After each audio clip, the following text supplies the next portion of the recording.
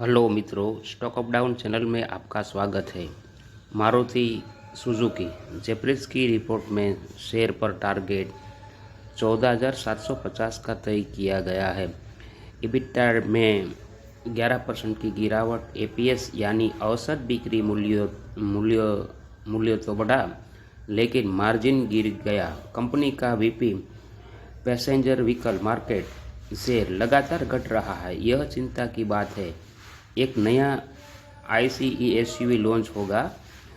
Financial year 2026 में exports अच्छा कर रहे हैं। फाइनेंशियल ईयर 25 से 28 में 12% ईपीएस ग्रोथ का अनुमान। रेटिंग बाय यानी कि शेयर खरीदने की सलाह जारी। टीवीएस मोटर पर जेप्रिस ने टारगेट 3,500 तय किए हैं। मुनाफा और इबिटा दोनों में 32 से 36% की शानदार बढ़त। इंडियन टू व्हीलर मांग को लेकर पॉजिटिव नज़रिया। फाइनेंशियल ईयर 25 से 28 में 13% वॉल्यूम और 24% ईपीएस सीएजीआर का अनुमान। FY 26 टू 28 की ईपीएस स्ट्रीट के अनुमान से 5 से 18% ज़्यादा। रेटिंग बाय यानी बने रहिए।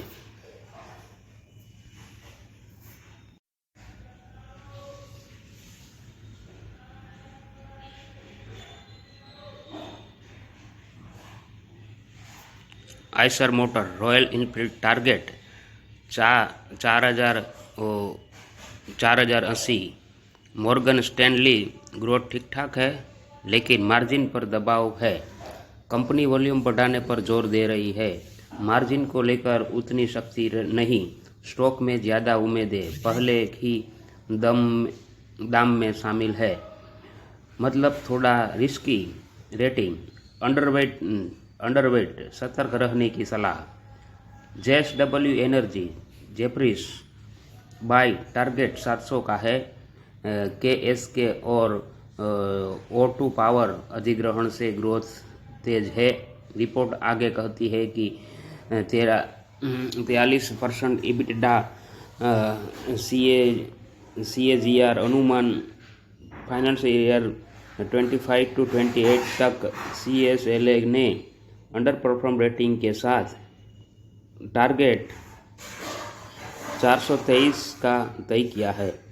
पीएटी ग्रोथ 42%, लेकिन कोर बिजनेस कमज़ोर है। थर्मल इबिटा केडब्ल्यूएच ने में 59% की गिरावट आई।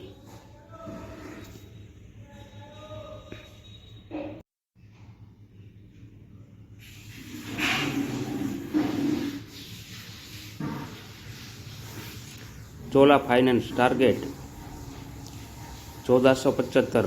मॉर्गन स्टैनली बैंक लोन और क्रेडिट कॉस्ट अनुमान से ज़्यादा। असाइनमेंट इनकम और खर्च नियंत्रण से पीपीओपी बेहतर। प्रीमियम वैल्यूएशन में गिरावट की आशंका। Rating equal weight neither bullish nor bearish. Swiggy के शेयर को खरीदने की सलाह जेप्रिस ने दी है। टारगेट 500 रुपये का तय किया है। फूड डिलीवरी और क्यू कॉमर्स में अच्छा ग्रोथ। लागत थोड़ी बढ़ी, लेकिन कंपनी को भरोसा है कि ये तिमाही सबसे कमज़ोर रही होगी।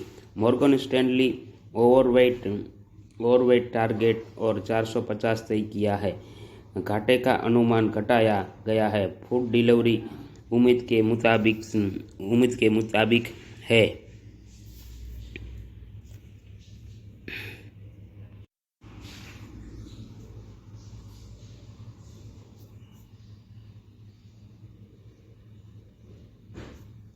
सन फार्मा पर मॉर्गन स्टैनली की ओवरवेट रेटिंग है।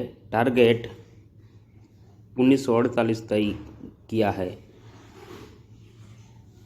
डाइवर्सिफाइड पोर्टफोलियो से स्थिर growth. HSBC buy target 1850। Innovative product और इंडिया बिजनेस से अच्छी उम्मीदें। डाबर नोमुरा बाय टारगेट 575 तय किया है। Q1 FY26 नतीजे अनुमान के मुताबिक Q2 में डबल डिजिट ग्रोथ की उम्मीद। HSBC होल्ड टारगेट ₹500 मार्जिन और रियलाइजेशन पर दबाव। मॉर्गन स्टैनली अंडरवेट रेटिंग ₹396 पर है। रूरल डिमांड शहरी से तेज लेकिन वॉल्यूम गिरा है। IIFL finance Jefferies hold target 465 है। मुनाफा उम्मीद से कम। EPS अनुमान घटाया। HSBC buy target ₹500।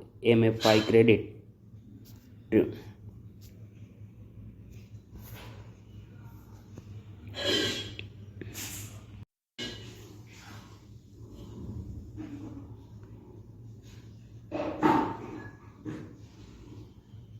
कोल India target 410। Morgan Stanley EBITDA उम्मीद से कम रहा। ऑपरेटिंग खर्च ज़्यादा। FSA और इक्वेशन दोनों में रियलाइजेशन कमज़ोर।